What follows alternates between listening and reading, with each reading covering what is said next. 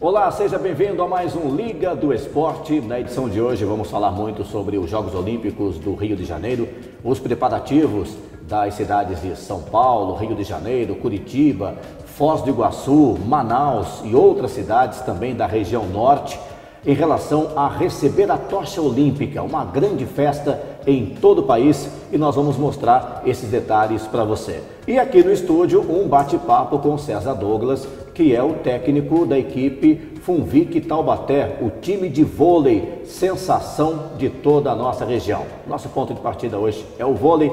Aqui no estúdio eu recebo César Douglas, técnico do Funvic Taubaté. César, prazer em receber, tudo bem? Tudo bem, tudo jóia. E esse vôlei Taubaté, essa coisa incrível que nos últimos 2 anos, pelo menos, nestas 2 últimas temporadas, mexeu muito com a cidade e região, né? Realmente, essa temporada, essas 2 últimas temporadas, elas serviram para firmar mesmo esse projeto de sucesso, Funvic Taubaté. Na primeira temporada nós nós tivemos bons resultados, né, e estamos indo agora para a 4ª temporada, cada vez galgando um pouco mais objetivos maiores para chegar em se manter e se consolidar como uma equipe referência nacional, que ela já é, e cada vez mais internacional também. Olha, e disputar uma competição em alto nível não deve ser fácil, né? Porque o voleibol brasileiro, a gente vê aí as medalhas olímpicas, enfim, é um vôlei de alto nível. Você assiste as partidas, você fica bobo de ver, né? Você nunca sabe o que vai acontecer, qual vai ser o resultado final, né? Totalmente imprevisível. Esse alto nível do vôlei hoje no Brasil, eu acho que chama atenção e motiva vocês, né, César? Olha, acho que uma das temporadas mais competitivas daqui, desde quando a Funvic Taubaté está participando, e realmente tem tudo para ser mais ainda essa próxima temporada, né? São 12 equipes que disputaram o campeonato da Superliga e que tiveram dentro dos 2 turnos assim, jogos que mexeram muito com o torcedor. Eu acho isso que é importante, né? Não só a questão da competitividade das equipes, mas que leve os torcedores para dentro da quadra, né? Que as equipes proporcionem os entretenimentos assim, para a família, para as crianças, que isso que é importante, e isso foi um sucesso nessa Superliga, além dos jogos competitivos, né? Com várias surpresas de equipes que ficaram para baixo da 8ª colocação, né, confrontando com essas equipes aqui, as 4 primeiras que chegaram nessa semifinal. E isso se quer também assim, com a motivação do público que compareceu no ginásio e fez valer o fator casa. O bacana, né, que a gente percebe no ginásio do Abaeté, que é a casa do vôlei Funvic Taubaté, nessas competições, é o crescimento da torcida. O pessoal se organiza, né, tem torcida organizada, as famílias indo para o ginásio, e isso é interessante. Você já tinha visto alguma movimentação semelhante assim numa cidade do interior? Você já participou de um outro projeto mais ou menos nesse mesmo molde, né? Sim, foi em Araçatuba, né, o projeto Vôlei Futuro. Lá também ela começou no primeiro e segundo ano equipes mais modestas, buscando a classificação entre as 8 primeiras equipes. E assim também foi como o Funvic Taubaté, no cenário nacional hoje como uma das principais equipes no voleibol. E sim, levava muitos torcedores dentro do ginásio, uma média também parecida com a nossa, de 2.000 a 2.500 torcedores. Levava torcedores também quando a gente jogava fora, até a capital, às vezes Araçatuba, São Paulo tem 500 quilômetros, e eles estavam lá também, isso foi importante. Chegamos a uma final de Superliga com um ginásio de São Bernardo, com a capacidade ali para 8 a 10 mil torcedores, e o vôlei de Araçatuba levou 2.800 torcedores.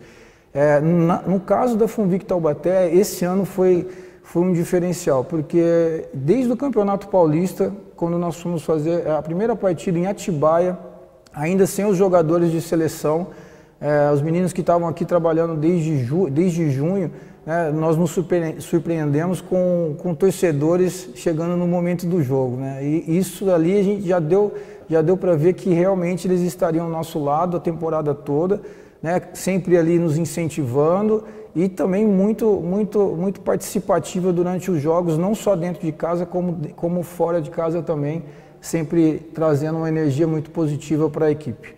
E o fator casa, né, é um grande diferencial, né, porque é um ginásio de esportes, né, a gente que vê o futebol, a gente sempre costuma falar que o time que joga em casa sempre leva vantagem pelo fator torcida.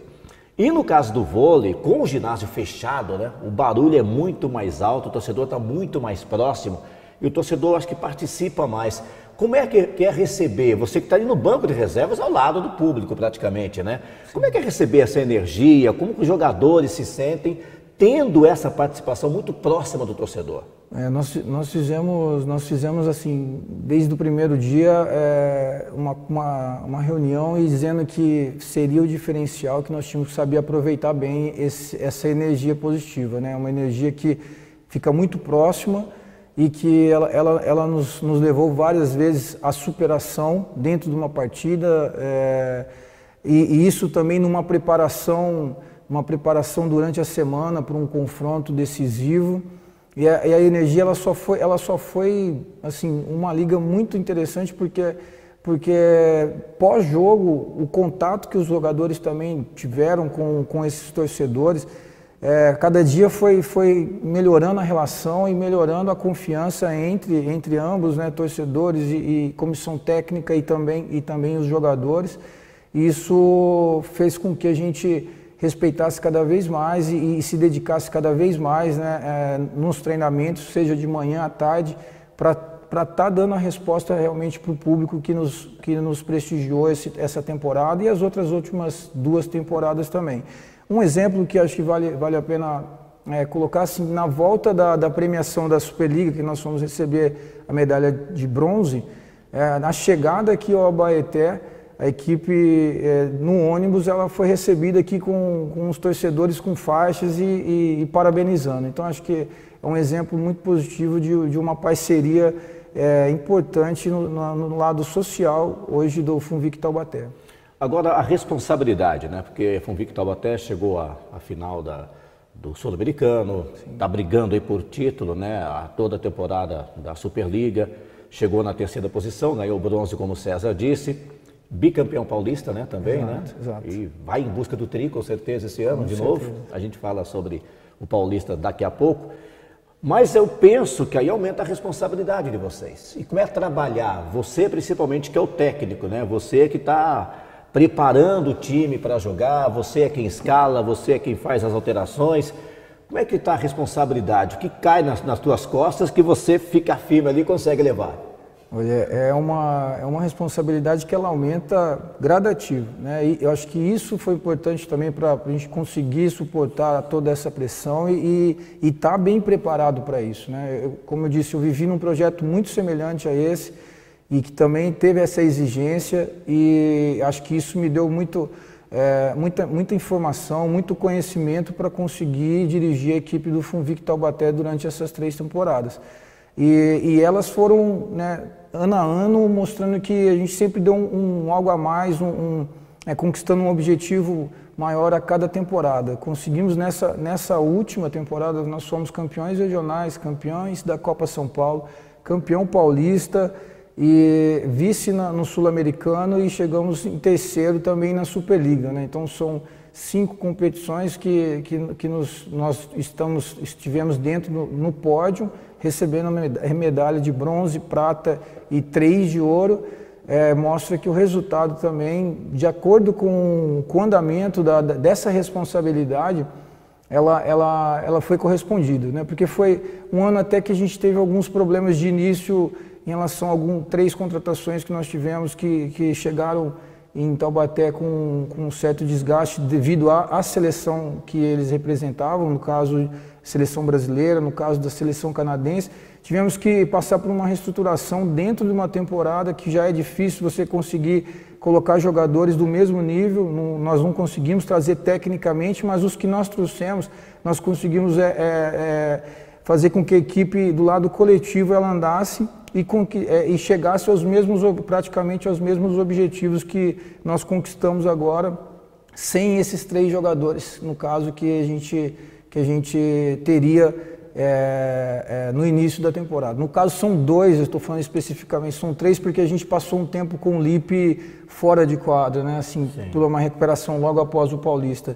mas o oposto, o Gavin, mais o central Riad, esse sim a gente contava e contava muito com a força desses dois jogadores para a gente chegar um pouquinho mais longe de onde nós chegamos. Foram dois grandes reforços que vocês conseguiram, mas que infelizmente não puderam estar presentes, né? Exato. Agora, esse intercâmbio, né? Você falou do canadense, tem jogador cubano também atuando, e essa é uma tendência também, jogadores de fora virem a jogar aqui no Brasil?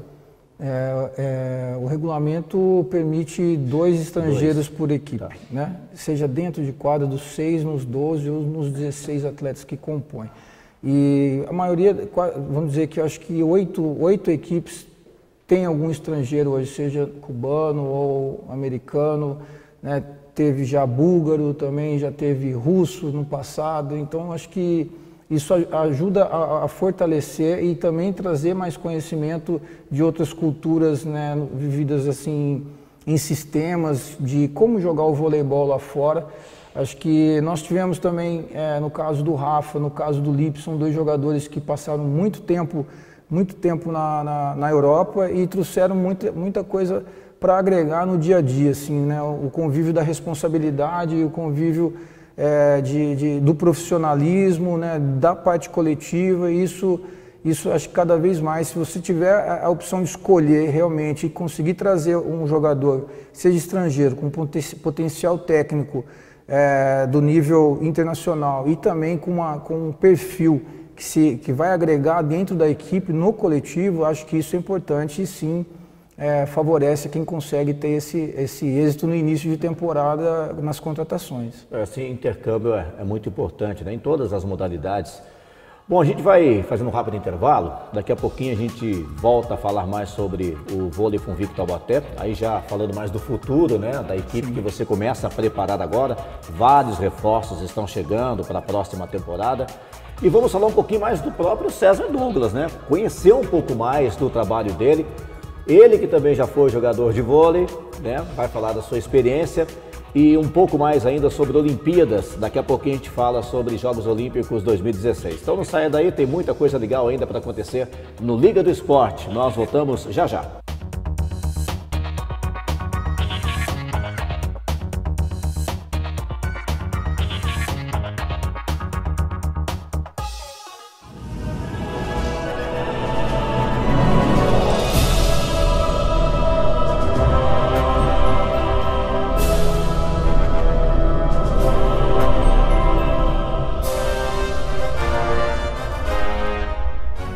Se você procura qualificação e vaga no mercado de trabalho, precisa estar preparado e estudar em um lugar que cresça junto com você e atenda às suas expectativas.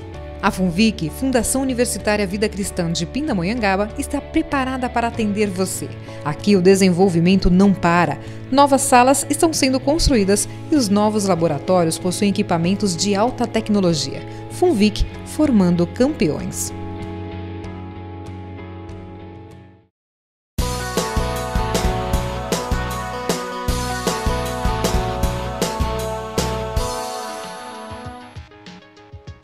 Muito bem, estamos de volta com essa edição do Liga do Esporte, recebendo aqui no estúdio da Rede RBC o César Douglas, que é o técnico da equipe de vôlei Funvic Taubaté. Daqui a pouco a gente vai falar também sobre Jogos Olímpicos do Rio de Janeiro, mostrar os preparativos de algumas cidades que vão receber a tocha olímpica.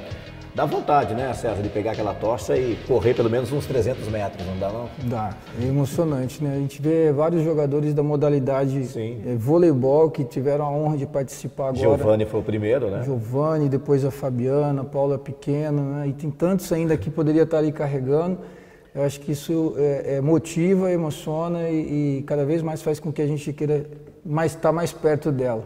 A gente vai falar sobre a tocha daqui a pouquinho, mas antes eu queria que você conhecesse um pouco mais do César Douglas, né? O técnico do time Funvic Taubaté, responsável por esse belíssimo desempenho da equipe em quadra, chegando às finais das competições, brigando por título, enfim.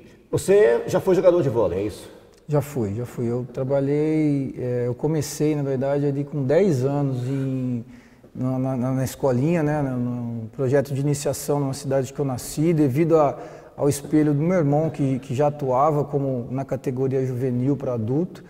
Dali fui tendo interesse em cada vez mais jogar e buscar mais desafios. Saí de casa com 15 anos para fazer o meu primeiro teste e nessa primeira oportunidade eu consegui passar na cidade de São Carlos. Depois não voltei mais, né, assim, para morar mesmo efetivamente em Mirandópolis, na cidade que eu nasci, e fui procurando cada vez mais chegar mais perto do alto nível. Quando cheguei dentro no alto nível mesmo do voleibol, que foi para disputar uma Superliga, já estava num momento assim que queria também fazer paralelamente uma faculdade e coloquei como objetivo de fazer isso atuando dentro do voleibol. Consegui me formar em educação física, né, ao mesmo tempo jogando voleibol. E ao final da faculdade já começamos a ter o interesse e aí apareceu a oportunidade de assumir uma equipe, de participar como monitor em escolinhas, né? Depois gradativamente aumentando o nível ali para pré-mirim, mirim, infantil, até chegar na categoria adulta e depois disso trabalhar dentro da categoria especial. No voleibol eu já estou trabalhando já há 8 temporadas, né? 8 temporadas, sendo que a gente conquistou por Araçatuba a vaga na Liga Nacional, né? que dá o acesso à especial, e depois sempre trabalhando nesse nível. O primeiro time que você dirigiu foi o Araçatuba? Exato, foi Araçatuba. Eu dirigi 3 equipes no cenário nacional, que foi Araçatuba, depois São Bernardo, uma passagem mais curta, e na sequência a Funvic Taubaté. Agora, como é que é essa sua atualização? Porque o vôlei é muito dinâmico e hoje é muito forte, né? Se a gente pegar aí o vôlei de 2 décadas atrás e ver hoje, realmente a evolução é uma coisa assim espantosa. É muita força, muita técnica. E como é que é o ritmo de treinamento? Como é que você aplica? Você tem uma comissão técnica? Eu vejo que você trabalha ali com um foninho, alguém está falando alguma coisa para você, tem a pranchetinha ali, são os gritos na hora. Como é que isso funciona? É uma mescla de tudo, né? Essa questão da informação que a gente tem que estar atualizado, isso é muito rápido, né? As mudanças, como você mesmo falou, mudou muito o esporte, o voleibol. E a gente tem que se atualizar. Hoje eu vejo assim que a principal necessidade de uma atualização no vôlei não é só a questão tática do jogo em si, né? Ela passa muito pelo treinamento específico que a modalidade exige, cada vez mais com equipamentos que te ajudam a prevenir e te dosar realmente o volume e a intensidade para ter uma integridade dos jogadores e ter uma capacidade de uma disputa da temporada toda, né? Buscando o seu ápice no momento certo. Esse controle diário ele é muito detalhado, muito bem detalhado, e a comissão técnica participa desse processo praticamente com montagem de treinamento e mudança de planejamento praticamente toda semana, né? Então nós temos um fisiologista, nós temos um preparador físico, nós temos um estatístico, os auxiliares de quadra, fisioterapeutas, um ortopedista também, e além do nosso supervisor, que também foi um grande técnico em Suzano, né? O Ricardo Navas, que dá um suporte também em momentos mais difíceis quando a comissão precisa. Quando o jogo está acontecendo, a gente percebe ali no banco de reservas, o técnico fica em pé, né, na beira da quadra, gesticulando bastante, praticamente joga com o time, e vários membros da comissão técnica. Quem são essas pessoas? O que cada uma faz, na verdade? O que essas pessoas ajudam você durante o jogo?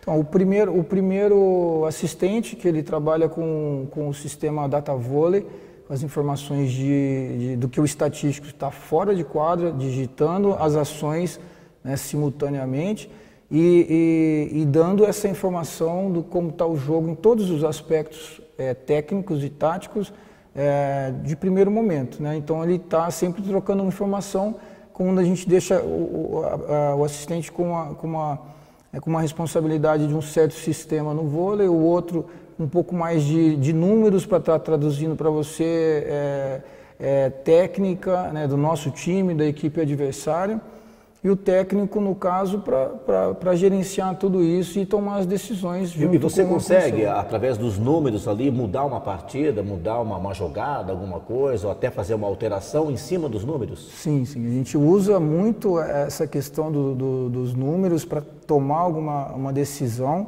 Não só o número individual, se o jogador está conseguindo desempenhar o que realmente é a função dele, mas também como uma ferramenta para a parte coletiva, né? Então, qual o sistema que está equilibrado, qual o sistema que está saindo um pouquinho do que você tinha programado e tentar sempre trabalhar em equilíbrio. Então, são ferramentas que ajudam muito nessa necessidade.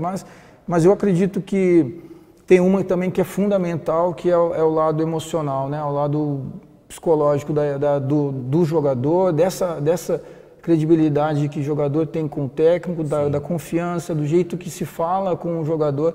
Por mais que seja uma modalidade que tem 12 participantes ali naquele momento do jogo, tem que ter um feeling para você saber de qual forma você fala com esse e fala com o outro, para que realmente ele te dê a resposta necessária, não é numa forma só. E acho que isso é um ponto que também eu estava falando de atualização na primeira parte, e ela tem que essa atualização de comportamental, né? Mudou muito a geração, como que era antigamente, como é hoje, e lá dentro nós temos jogadores desde 34 anos até jogadores de 18 anos, né? Então é importante uma atualização também no aspecto comportamental do ser humano, do atleta, para que você consiga tirar o melhor de cada um. Estamos batendo papo aqui no Liga do Esporte hoje com o César Douglas, que é o técnico do vôlei Funvic Taubaté. O César, você estuda muito o teu time, você tem toda a estatística, todo esse trabalho voltado para o seu grupo. Agora, você estuda o adversário, como é que é feito esse trabalho? Você vai jogar na próxima semana com o time X. Esse time X também é estudado? Paralelo ao estudo do seu time, também acontece o estudo do adversário, né? E o interessante disso é saber qual momento que você precisa estudar mais o seu e qual momento você precisa estudar mais o adversário, né? Você não pode abandonar a sua equipe e só pensar no adversário. Então, esse acompanhamento diário de estatística, esse acompanhamento diário da condição física de cada atleta, ele tem que estar sempre sintonizado com todos os departamentos, né? O departamento médico, o departamento físico, para que a gente consiga tirar o melhor de cada um. O estudo do adversário pode parecer mais interessante, mas acho que ultimamente eu tenho percebido que o estudo da própria equipe ele tem sido mais relevante do que propriamente do adversário, porque no voleibol tem se mudado pouco situações táticas, o jogo acaba em momentos decisivos, ficar muito definido, né?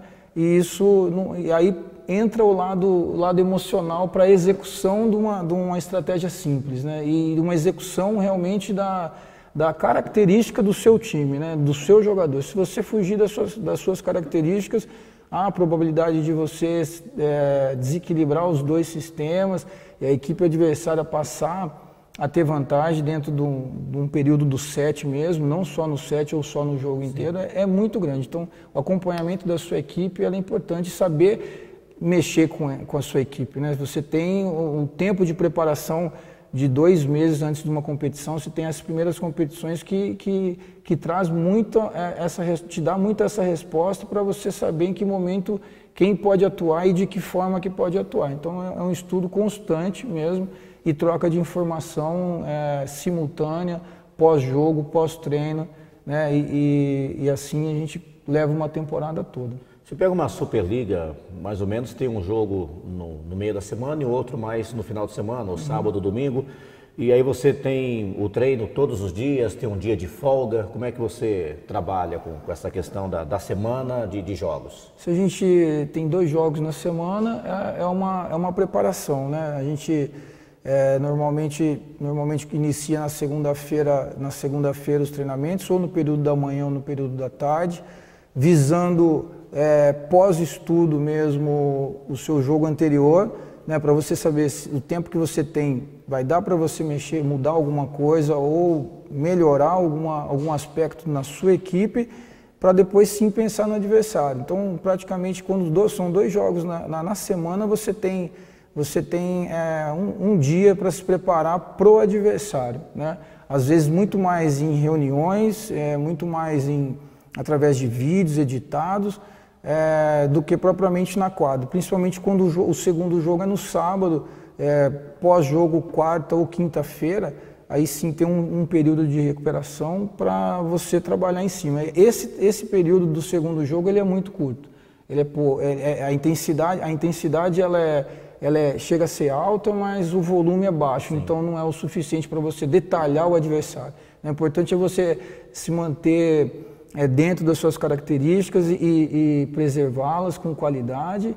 E se tiver um tempo hábil que seja possível mudar alguma situação do seu time, eu acho que já é um ponto importante para você surpreender o adversário. Perfeito. Nós estamos aqui tendo uma aula de voleibol também, né? Já deu para perceber, né, com o César Douglas, que é o técnico do vôlei Funvic Taubaté. Antes do intervalo, a gente vai assistir uma reportagem mostrando como Curitiba e Foz do Iguaçu estão se preparando para receber a tocha olímpica. Daqui a pouco a gente volta a falar sobre o vôlei Taubaté com o César Douglas. Então veja como 2 cidades do Paraná se preparam para essa grande festa olímpica no país. Nossa primeira parada, Curitiba. 1.750.000 pessoas vivem na charmosa capital do Paraná. Uma cidade grande em que carros, pedestres e ciclistas tentam conviver de forma harmônica. Curitiba criou a chamada Área Calma. Calma mesmo. Carros não podem passar de 30 km por hora. Tem ainda a chamada bicicaixa, ou bike box em inglês, para dar vantagem ao ciclista quando o semáforo abre. E tem também a calçada verde, essa aí que dá mais espaço e segurança ao pedestre. Projetos pioneiros no país que aos poucos estão mudando a cara da capital paranaense e caindo no gosto dos moradores. Eu já estou associando a questão de mobilidade com atividade física, né? Reduziu o atropelamento, reduziu acidentes, reduziu a mortalidade no trânsito. Então eu acho que é para um bem maior e aos poucos está todo mundo ganhando essa consciência. E se as mudanças no trânsito são um convite para pedalar, caminhar, sair do sedentarismo, melhor ainda quando a cidade é repleta de parques e jardins. São 16 ao todo. E a beleza do Jardim Botânico, queridinho dos turistas, é um convite à contemplação, sem pressa. E para atender gente de todo o país e do mundo, a construção do Centro de Informações Turísticas do Jardim Botânico contou com investimentos de mais de R$481 mil do governo federal. É lindo, né? É um lugar que traz paz pra gente. Esse cartão postal, o mais visitado de Curitiba, também não poderia ficar de fora do roteiro da tocha. Ela vai passar de mão em mão entre esse mar de flores, até chegar ali, a famosa estufa do jardim. Nós, curitibanos, teremos a oportunidade de estarmos fazendo parte dessa história, fazendo parte das Olimpíadas aqui no Brasil e bem recebendo essa tocha. Vão ser 36 quilômetros de trajeto, quase uma maratona completa pelos principais pontos da cidade. E o espetáculo termina na Ópera de Arame, estrutura metálica abraçada pela natureza. Não tem como não ser um monumento desse aqui, não receber a tocha olímpica. É perfeito para a ocasião. Aqui do mirante dessa torre de telefonia, dá pra gente ter uma visão panorâmica da cidade e até uma noção do percurso da tocha. E olha que ela vai chegar aqui no auge do inverno, num tempo como esse, nublado, chuvoso, mas o que a gente sabe é que a tocha tem uma tecnologia à prova d'água e nada vai atrapalhar a festa do revezamento, porque os curitibanos acreditam que o frio já faz parte do charme da cidade. Em 1975, 17 de julho, foi um dos dias que nevou em Curitiba, né? Talvez seria bastante interessante se acontecesse a mesma coisa nesse dia, né? Bom, agora chegou a hora da gente conhecer outra cidade aqui do Paraná que também está se preparando para receber a tocha. Vem com a gente para Foz do Iguaçu. Da capital para o extremo oeste do Paraná.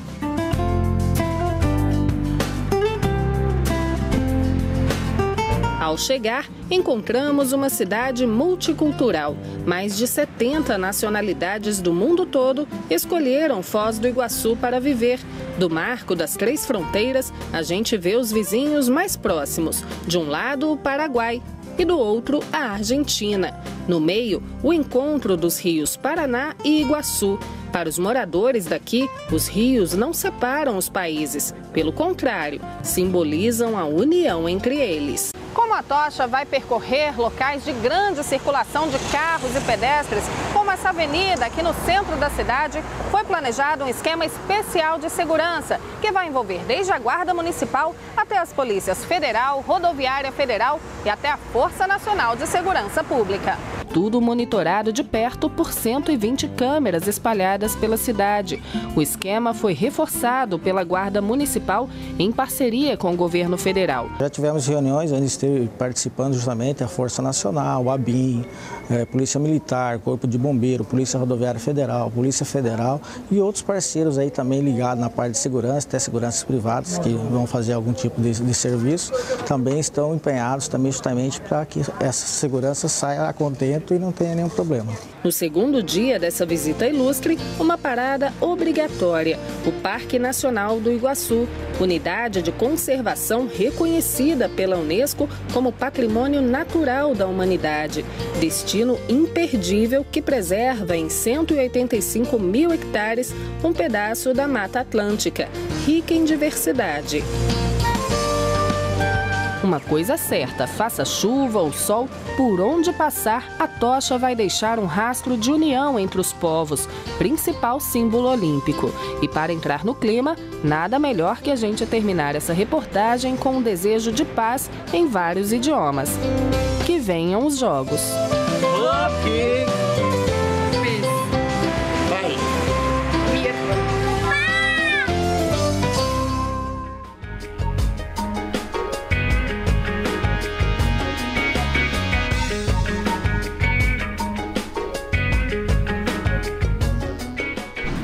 RVC, uma TV feita pra você. RVC, a sua nova TV.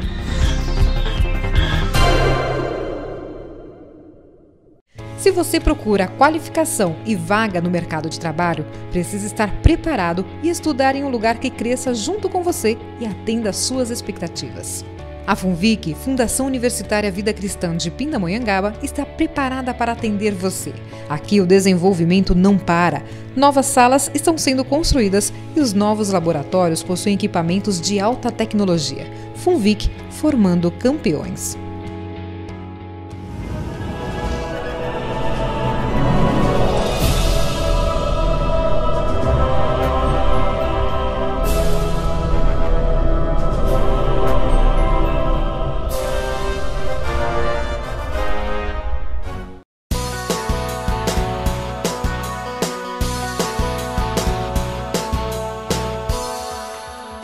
Estamos de volta com essa edição do Liga do Esporte, hoje falando muito sobre preparativos do Brasil para receber a tocha olímpica, né? A tocha já está viajando aí, passeando por várias cidades do país.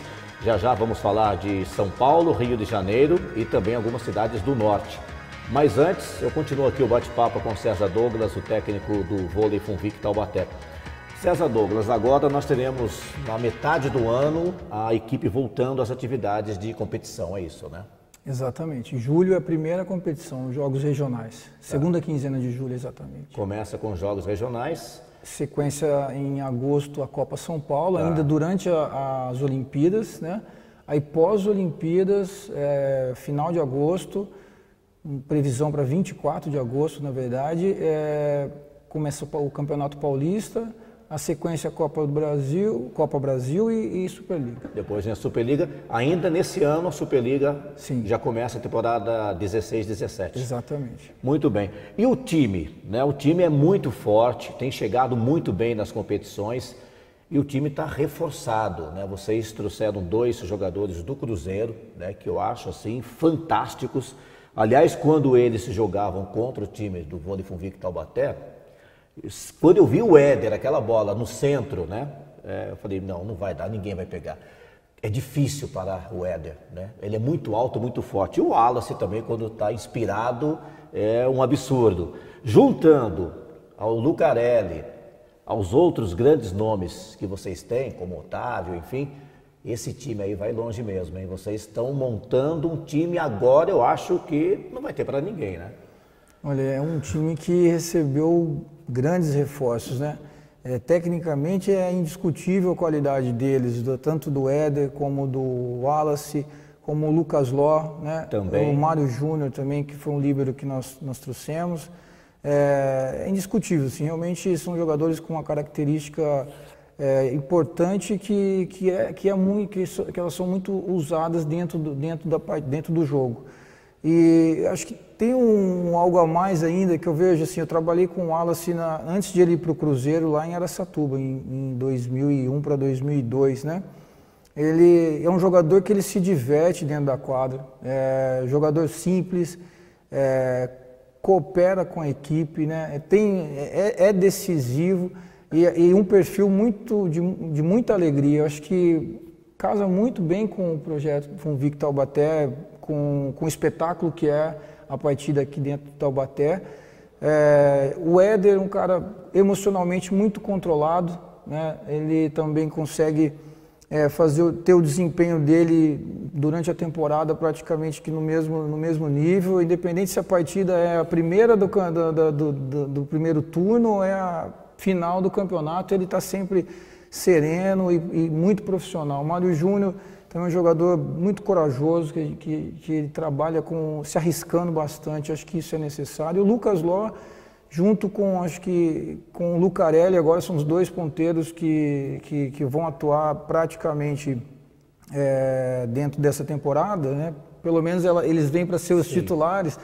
Ela é um jogador novo com uma característica diferente da do Lipe, que eu acho que ela vai agregar muito também para estar ajudando o Lucarelli, né? Tá. Sem contar que o complemento da equipe a gente conseguiu mesclar muito também a juventude, né, aquela força para treinamento e também um pouco da experiência. Então acho que ela foi muito bem composta, a equipe. Nós terminamos isso aí dia 4 de maio, essa formação da equipe, com os 16 jogadores. Agora, o mais importante, que a gente já iniciou também o planejamento, é a execução. Sim, né? A gente, só para ressaltar, a temporada passada nós conseguimos executar do planejamento praticamente 75% a 80% do que foi planejado. A gente tem que, para chegar um pouquinho mais longe, a gente tem que executar 90%, 90% a 100% para chegar realmente a ser essa equipe imbatível. Então nós vamos trabalhar pouco, né? Acho que um ajuste ali, uma coisinha ali, está bem próximo. Eu acho que é manter todos eles, né, bem, todos esses jogadores bem equilibrados fisicamente, né, dar o suporte para que eles estejam tranquilos para desempenhar o seu melhor. Sim. E isso diariamente, né? Que foi onde que a gente falou que saiu um pouco do controle quando nós perdemos algumas peças e tivemos que remontar a equipe na outra temporada. Então é uma comparação justa, eu acho que é uma comparação que ela tem tudo para ser realmente melhor executado o planejamento e levar a consequência de títulos. Perfeito. Bom, antes de agradecer aqui a visita do César Douglas, a gente vai ver como a região norte do país também se preparou para receber a tocha olímpica, Olimpíadas do Rio de Janeiro, ganhando também destaque aqui no Liga do Esporte. Vamos acompanhar essa matéria feita na região norte do país.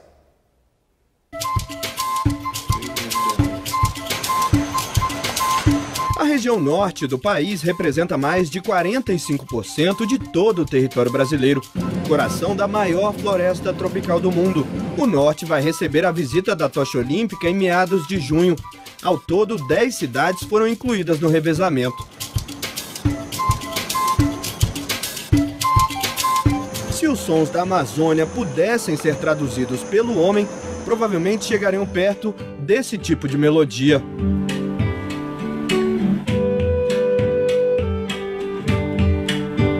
O resgate das sonoridades da floresta, dos rios e dos ares é a proposta desse grupo amazonense, o Imbaúba.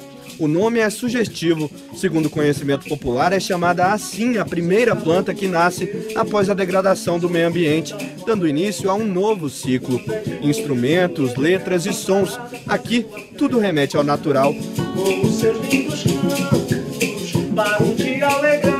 A gente emprestou toda essa informação simbólica da Embaúbeira para dar sentido ao nosso foco ambiental, que o grupo hoje, de alguma forma, registra em seu repertório, nos instrumentos, né? Como ícone de um tipo de linguagem que só se encontra por aqui, o artista amazonense Celdo Braga, que coordena o Embaúba, vai representar os colegas e a sonoridade da floresta na condução da tocha olímpica na passagem por Manaus.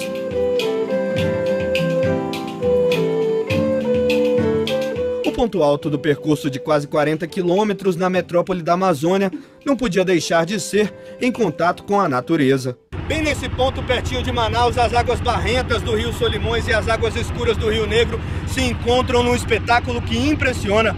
Antes de se misturarem para tomar o nome de Rio Amazonas, elas seguem assim correndo lado a lado por vários quilômetros, no fenômeno conhecido como o Encontro das Águas. Numa operação especial, a tocha olímpica vai acompanhar um trecho do Encontro das Águas, que tem grande valor simbólico no Amazonas. E junto desse fenômeno estão agregadas patrimônios geológicos, arqueológicos e de manifestações populares vinculadas a uma comunidade que habita ao lado do Encontro das Águas. Uma arquitetura imponente que conta a história da cidade e uma sociedade em franco desenvolvimento surgiram no coração da maior floresta tropical do mundo. E os ícones desse período impressionam até hoje. O Teatro Amazonas é a expressão mais significativa de um momento único na história de Manaus, o ciclo da borracha. A exploração do látex da seringueira, muito usado pela indústria mundial no final do século XIX e abundante por aqui, levou a um desenvolvimento econômico muito rápido da região. Se de fora o teatro é imponente, por dentro são os detalhes que impressionam.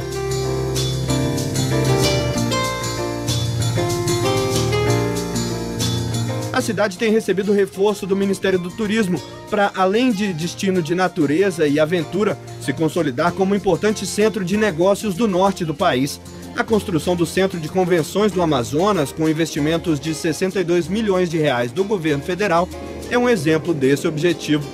Outro exemplo é a Arena da Amazônia, num formato que imita um cesto indígena. A Arena da Amazônia está na rota da tocha olímpica, que chega a Manaus no dia 19 de junho. A quase 3.000 quilômetros de distância do Rio de Janeiro, o estádio também vai ser usado durante os Jogos. 6 partidas do torneio de futebol acontecem aqui nos dias 4, 7 e 9 de agosto, inclusive uma da seleção brasileira feminina.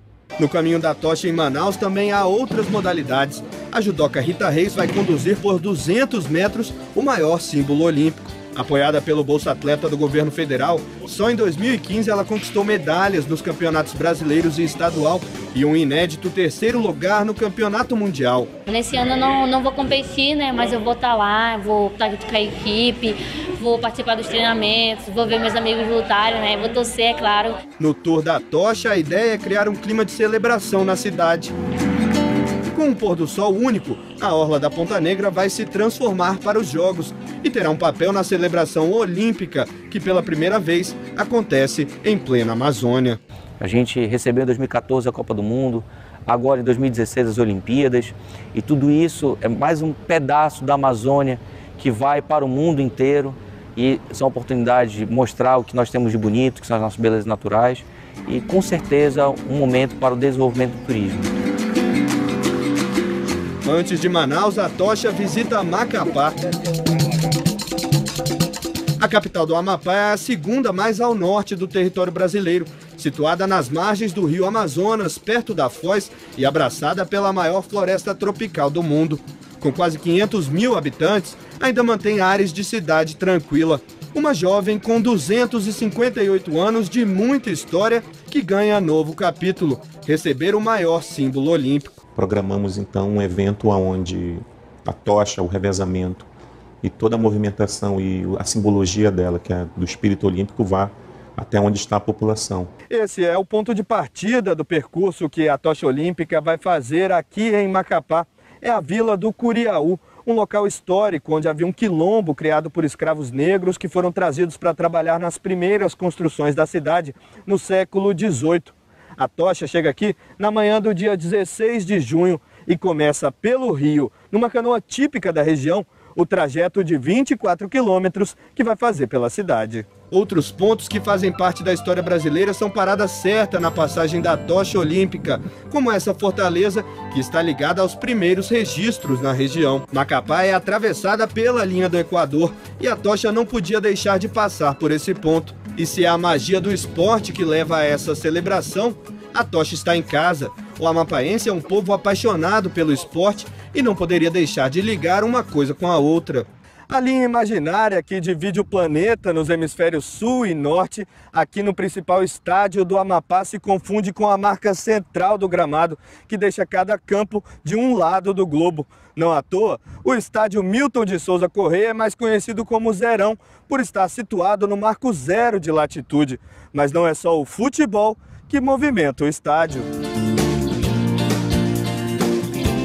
Reformado recentemente, o Zerão recebeu mais de 12 milhões de investimentos, a maior parte do governo federal. E hoje, além de mais conforto, oferece a estrutura para atletas e para-atletas treinarem. Só aqui são 15 esportistas, do lançamento de disco e de dardo e arremesso de peso. A gente treinava em praças ou em universidades. E agora não, agora a gente tem aqui, né, o estádio Zerão. E aqui é tudo assim, do jeito que a gente queria, né? O Centro de Artes e de Esportes Unificados da capital do Amapá não tem nem 2 anos desde que foi inaugurado e já se tornou uma referência para a população da cidade. Essa estrutura pública reúne num só espaço equipamentos para prática esportiva, para atividades culturais e de lazer, para serviços de assistência social e também ações de capacitação e de inclusão digital, por exemplo. Criado numa parceria com a Prefeitura de Macapá, o Céu das Artes faz parte do programa Praça da Juventude do Governo Federal para a construção de espaços comunitários como esse.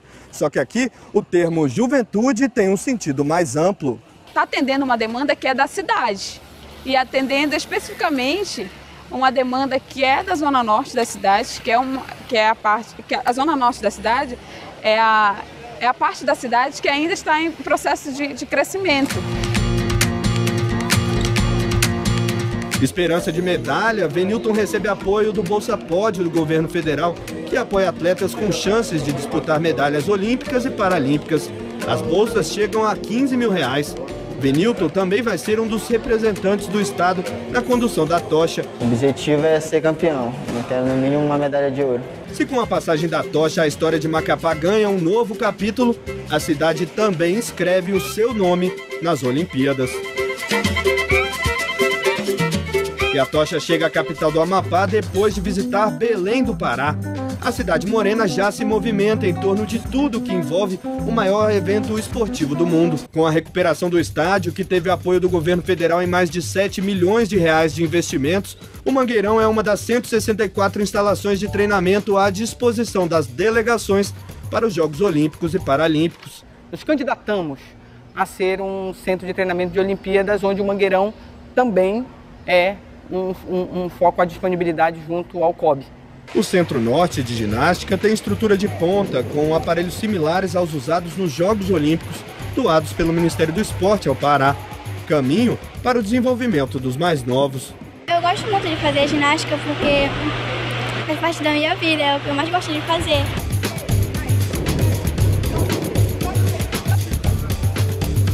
E para alcançar o povo belenense, a tocha não poderia deixar de passar por um dos pontos de maior circulação de pessoas e provavelmente o local mais conhecido da cidade.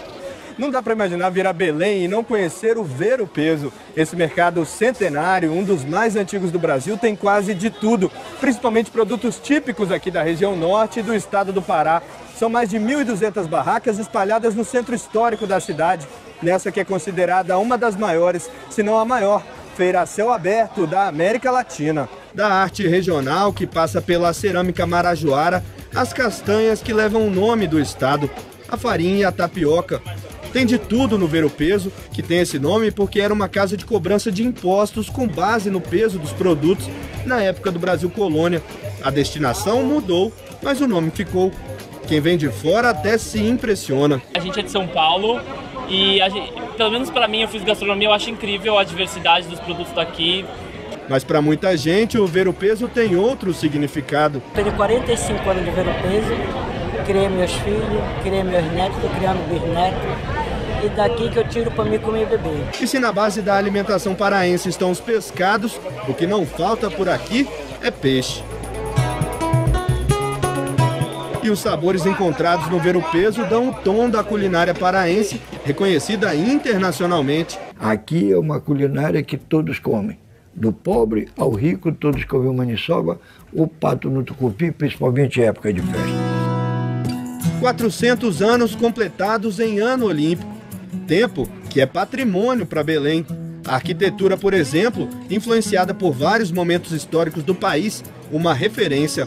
Pontos como o Conjunto da Sé, ao largo da primeira rua da cidade, fazem parte do roteiro do revezamento. Representar Belém à altura é o objetivo da karateca Daniela Tanaka, uma das condutoras da tocha na cidade. Eu vou tentar correr o mais lento possível, né? Porque vai ser um momento marcante para a vida, nossa, de toda a família, para mim principalmente.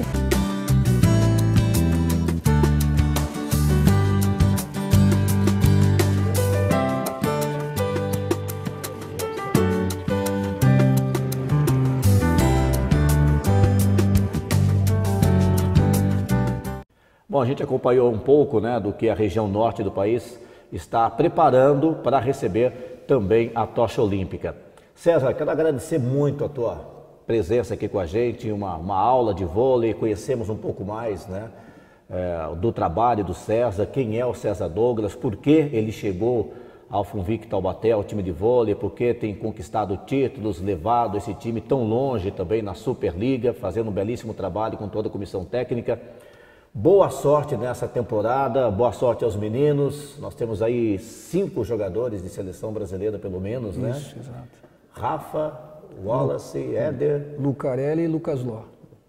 Praticamente metade da seleção jogando hoje no vôlei Funvic Taubaté. César, prazer em conhecê-lo. Muito obrigado por ter vindo aqui, conhecido as instalações da rede RVC, para ter certeza que a nossa equipe vai estar lá pertinho de vocês, acompanhando essa próxima temporada do vôlei. Pode contar com a gente todos os momentos, né, para ter essa parceria realmente com uma troca de informação para ambas as partes. E assim, muito feliz de estar aqui hoje e conseguir ter um papo muito de um alto nível sobre uma modalidade que realmente ela está em evidência no Brasil, principalmente agora nas Olimpíadas, e que trouxe muitos frutos aqui para a nossa região e para essa parceria Funvic Taubaté. Bacana, obrigado pela presença. Obrigado, Yuri. Antes de encerrar o Liga do Esporte, a gente vai ver como a cidade de São Paulo e a cidade do Rio de Janeiro, onde irão acontecer as Olimpíadas, também se prepararam para receber a tocha olímpica. De olho agora em São Paulo e no Rio. Inaugurado na década de 50 para comemorar os 400 anos de São Paulo, o Ibirapuera é xodó dos paulistanos. E o esporte faz parte do dia a dia do parque e também de outro lugar bem pertinho dali. É o Conjunto Desportivo Constâncio Vaz Guimarães, mas aqui não tem só atletismo não. O Ismael, que é o diretor adjunto, vai contar pra gente, tem de tudo quanto é esporte, né? Sim, Leonardo, de tudo. Além do atletismo, temos natação, voleibol, judô, karatê, basquete, futebol de salão. E vários atletas de alto rendimento são formados no complexo. Jovens destaques de judô, atletismo, natação e voleibol vêm do interior do estado para morar na capital. Recebem alojamento, alimentação, estudo e, claro, muito treinamento. Na área de segurança, o Centro Integrado de Comando e Controle funciona 24 horas, 7 dias por semana. Foi criado para coordenar as ações de segurança na Copa do Mundo e hoje é usado para monitorar o dia a dia da cidade. É a partir daqui que vai ser coordenada a passagem da tocha olímpica por 46 municípios paulistas ao longo de 13 dias. Nesse dia de evento aí a gente tem a possibilidade de fazer uma monitoração, quer nas estações de metrô, quer nas estações de trem, inclusive envolvendo agora também o aeroporto de Guarulhos.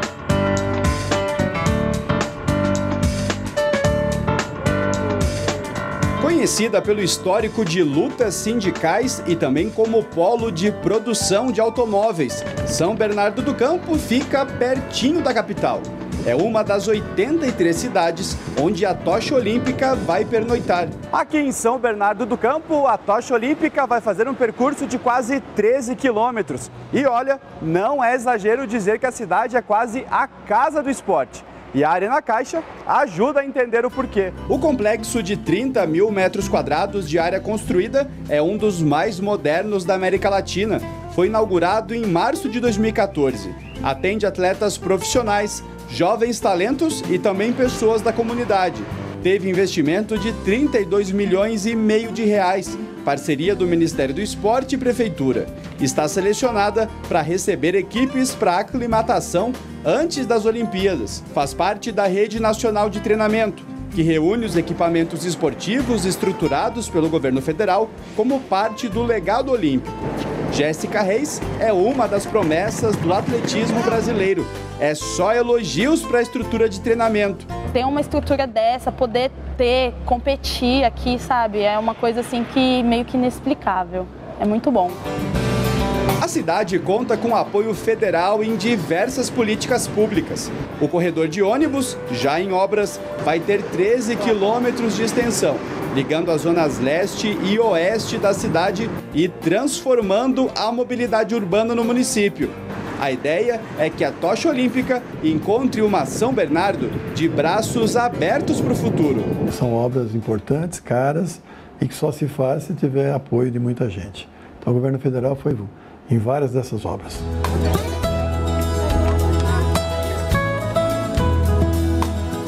E depois de percorrer todo o país, a última parada da tocha olímpica é no Rio de Janeiro, mais precisamente aqui no Templo do Futebol Brasileiro, o estádio Mário Filho, mais conhecido como Maracanã e um dos pontos turísticos mais visitados da cidade. O estádio vai ser palco da cerimônia de abertura no dia 5 de agosto, quando a chama da tocha vai ser utilizada para acender a pira olímpica e dar o início oficial dos primeiros Jogos Olímpicos da América do Sul. Para ajudar na missão, foram escolhidos brasileiros que representam os 3 valores olímpicos: excelência, respeito e amizade. Um deles é o Sebastião, que passou parte da infância em um lixão de Duque de Caxias e conseguiu mudar de vida pelos estudos. Para estimular nos jovens a ideia da superação, ele investiu no esporte. Quando eu conheci o badminton, eu entendi que ele seria a ferramenta principal, porque ele é um esporte extremamente lúdico, é fácil de se iniciar, ele é encantador. Sebastião construiu com as próprias mãos, no Morro do Chacrinha, um ginásio com quadras que possuem as medidas oficiais do badminton. Para garantir o aprendizado das crianças, criou um método que mistura música, dança e os movimentos do esporte. O resultado do treinamento, os melhores atletas do ranking brasileiro de badminton hoje vieram do projeto, que conta com o apoio da Lei de Incentivo ao Esporte. Sebastião espera que essa história seja conhecida pelo mundo inteiro quando estiver conduzindo a tocha olímpica. A minha história vai ser inspiradora para muitas crianças de comunidade, para muitos governos, para muitas empresas, que vale a pena a gente investir em projetos e vale a pena a gente estender a mão para essas crianças dentro de comunidade antes que o tráfico pegue e estenda. É a hora que o Brasil percebe que os Jogos não são só do Rio, os Jogos são de todo o Brasil, e a chama olímpica vai percorrer todas as capitais, todos os estados, 329 cidades em 100 dias.